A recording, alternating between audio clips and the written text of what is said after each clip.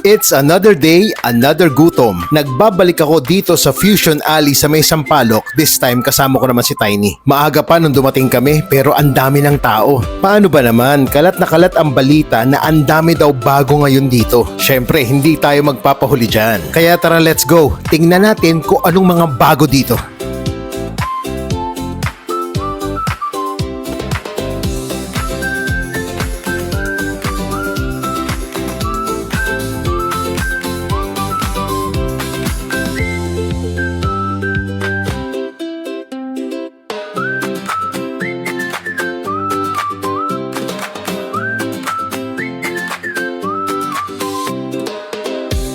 Okay, game. Tikman natin ngayon kung anong mga nagte-trending dito. Simulan natin dun sa bell pepper with cream cheese and Cheetos. Fresh pala yung bell peppers dito. Akala ko nung una iniihaw. In fairness, masarap siya. Nag-blend perfectly yung hilaw na bell peppers at saka cream cheese. Tapos may texture ng Cheetos. Sa tabi nun, meron yung budak samyang. So I tried the omelette with sausage. In all fairness, masarap at hindi ganun kaanghang. Walang pangalan yung tindahan Basta nandun siya sa dulo malapit sa Bomber Court. At hanapin nyo na lang si Miss Sexy Ganda. Siya ang nagtitinda doon. Next naman, napadpad kami dito sa Bulaklak ni Tomboy. At may tinda silang baga. Uric acid overload to, pero sige, tikman natin. Masarap yung suka nila, especially pag may kasamang pipino. At yung baga, malinamnam. Nag-try din kami ng mga hot pot balls. Ang sarap niyan kasama nitong sweet chili sauce. High quality brand na ginamit dito for sure kasi masarap at makunat-kunat. Perfect talaga ng pang street food. Natakam din ako doon sa mango sticky rice. Naalala ko yung nakain ko sa Jalan Alor. Though syempre mas masarap naman yun. Pero okay din naman to. Surprisingly, hindi siya ganun katamis kahit ang toppings niya condensed milk. Yung kasama ko nagbuko shake pa Naging agaw pansin din dito itong malalaking siomay na to. Pag sinamahan mo ng chili sauce and fried garlic, panalo. Sobrang sulit nito sa 12.50 kada isang piraso. Pwede na, di ba?